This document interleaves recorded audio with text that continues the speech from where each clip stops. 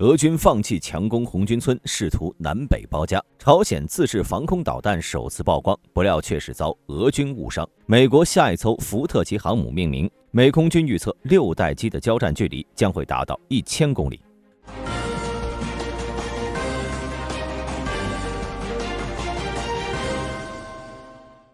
近日，俄罗斯中央作战集团指挥部近期不仅从南部和西南部包围了红军村，还将从西部进行包围，旨在切断靠近科特林的梅霍瓦公路。尽管俄罗斯部署了第41集团军的第74和第35独立摩托化步兵旅，但红军村南部的进展依然艰难。新瓦西利夫卡和索洛涅地区的战况相似，其进攻速度较1周前大幅放缓，现在每天仅能推进数百米。目前在红军村方向的乌军部队是霍尔季察作战战略集团。为进一步加剧对红军村的包围，俄罗斯中央作战集团指挥部决定将部分的第41集团军调往红军村轴线的右翼，试图从东部和东北部绕过红军村。如果无法控制米尔诺赫拉德和普罗敏地区，单纯从南部和西南部发起的进攻很可能会无法成功。近期，俄罗斯部队已经切断了红军村东部的 T0504 公路，以及红军村西南部的 T0406 公路。作为包围红军村和米尔诺赫拉德的关键举措，根据2025年1月12号发布的定位视频，俄罗斯部队近期在红军村东部的米尔内附近取得进展，并成功占领了 T0504 公路沿线的阵地。此外，俄罗斯第55和第74摩托化步兵旅已在红军村西南部的科特林和乌达赫内之间的 T0406 公路上推进，并可能完全控制了该区域。俄罗斯军方还派遣了第239坦克团、第228摩托化步兵团和第67步兵团在红军村西南的诺沃瓦西利夫卡等地作战。同时，俄罗斯军方还调动了第5摩托化步兵旅的部分力量，从库拉霍夫方向重新部署至红军村东部的沃兹德维任卡地区，进一步巩固了其对红军村东部的包围态势。综合来看，俄罗斯军队目的是切断红军村和米尔诺赫拉德的主要补给线，以迫使乌克兰军队未来几个月内撤出这2个城市。T0405和 T0406 这2条主要的东西向公路是支撑红军村和米尔诺赫拉德地区乌克兰部队的重要后勤通道。俄罗斯军队在红军村东西2翼的推进可能会极大地干扰乌克兰的后勤运输，影响其补给和兵力调动，从而在未来迫使乌克兰部队撤离红军村和米尔诺赫拉德。然而，从目前俄军的推进速度来看，想要实现这一计划还需要相当长时间。如果按照目前俄乌战况，在乌军不向红军村增加任何兵力的情况下，或许俄军能在今年8月份之前完成对红军村的合围。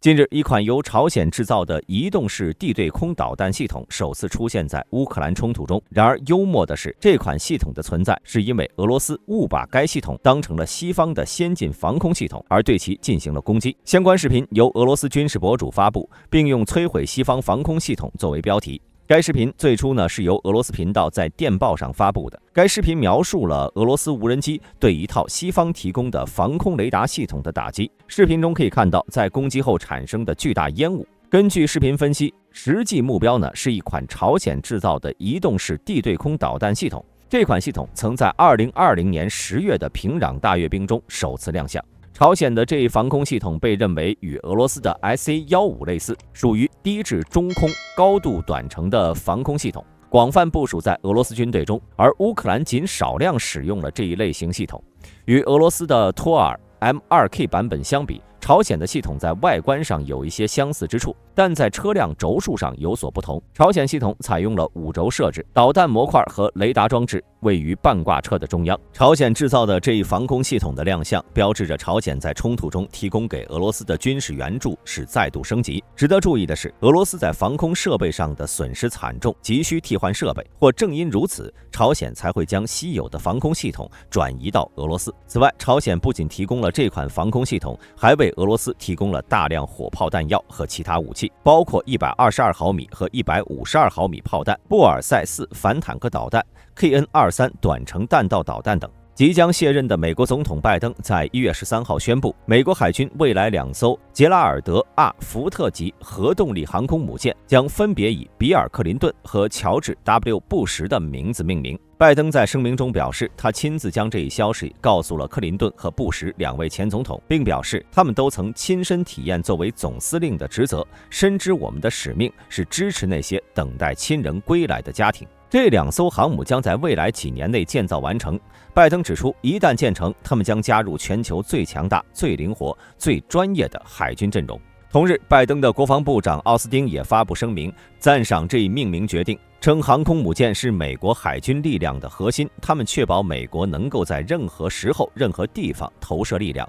并保卫我们的民主。根据美国海军官网，目前海军拥有5艘核动力航空母舰，均以前总统命名。福特级航母是美国海军最新的航母，第1艘福特号在2013年下水，2017年服役；第2艘肯尼迪号在2019年下水，目前正处在服役前阶段。当前肯尼迪号已经退役的旧航母自2007年起不再服役。克林顿号和小布什号将是福特级航空母舰中的最新成员，他们已列入建造计划。美国海军部长卡洛斯·德尔托罗在声明中表示，这将是海军首次以这2位总统的名字命名舰船，符合海军传统，以美国总统的名字命名航空母舰。乔治 ·W· 布什在1968年到1973年间服役于德克萨斯州空军国民警卫队，飞行 F-102战斗机，而比尔·克林顿则未曾服役。乔治·布什在声明中表示，我很荣幸能与美国海军及我们国家的力量紧密相连，我特别敬仰海军的男女军人，包括我的父亲，并祈求上帝保佑这艘航母及其上的每一位船员。值得一提的是这将是第2艘以布什家族命名的航母。之前的乔治 H.W. 布什号航空母舰以布什的父亲前总统老布什的名字命名，因此未来美国海军将同时服役2艘布什家族命名的航母。由于福特级航母的建造进程遭到了延误，克林顿号和小布什号将分别在2030年和更晚些时候交付海军。目前海军对克林顿号的采购计划已经推迟到了2028财年，而小布什号尚未列入采购计划。拜登政府表示，2艘新航母的建造将进一步加强美国海军的全球投射能力，确保美国在未来战斗中具备持续的海上优势。美国空军近日向国会提交了一份报告，展望到2050年空军和太空军的未来发展。报告指出，随着防空武器的射程大幅增加，未来空战格局将发生巨大变化，其中防空导弹的射程有可能突破1000英里，这将对现有空中作战模式造成极大的冲击。报告中提到，到2050年，空军将面临来自反空武器的严峻挑战。这些武器不仅射程可达1000英里，还将依赖于太空传感器来进行支持。这些长射程武器将威胁到传统上几乎没有威胁的飞机，比如加油机，甚至可能迫使其远离支援任务所需要的空域。美国空军正在加大力度提升未来空中加油机的生存能力，以应对远程反空导弹的威胁。报告还强调，未来的空战将不再依赖传统的前沿空军基地，因此这些基地将面临着来自精确导弹的高风险，空军的作战能力将受到前所未有的限制，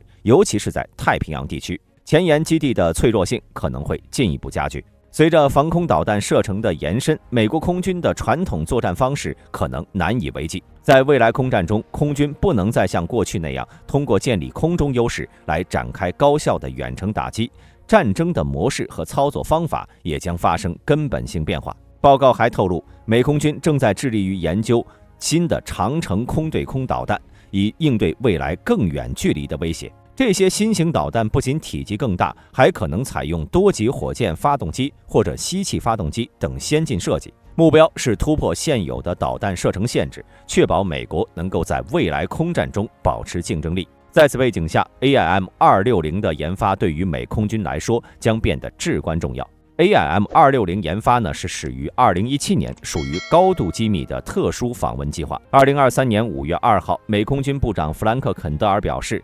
AIM-260 有望在23年投入生产，并将装备于未来的协同作战飞机。F-22升级计划项目副负责人摩尔中将也在23年4月9号表示， AIM-260 项目并没有推迟。F-22已经在2022年完成了 AIM-260的试射，并且该导弹已进入小批量量产阶段。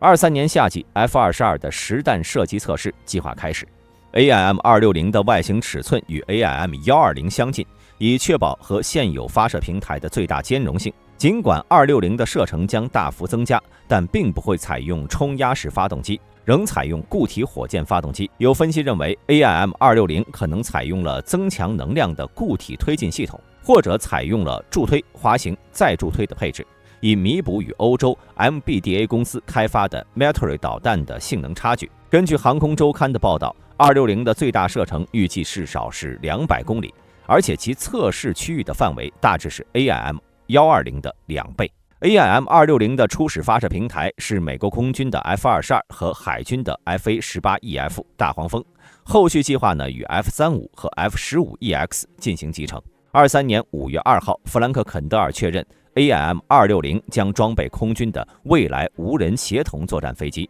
然而，260的研发也是面临诸多挑战的。原计划采用的新型主动雷达导引头是在技术上出现了瓶颈，导致导弹在电子战环境中的表现不如预期。该导弹需要与隐身战机完美匹配，既不能增加飞机的雷达反射面积，也要确保自身的隐身特性，这增加了研发难度和不确定性。此外，美国军工产业链在全球供应链紧张的背景下，难以满足高质量、低成本的要求。部分核心元件依赖于全球供应链的支持，高端电子元件和特种材料的短缺直接影响了它的研发进度。尽管如此 ，AIM-260的最终设计和性能仍是一个谜。美空军尚未公开更多技术细节，未来这款导弹的研发进展可能为美国空军带来更强的空中打击能力，并进一步提升其在全球空战中的竞争力。对此，各位有什么看法？欢迎在评论区留言讨论。我是大兵，我们下期再见。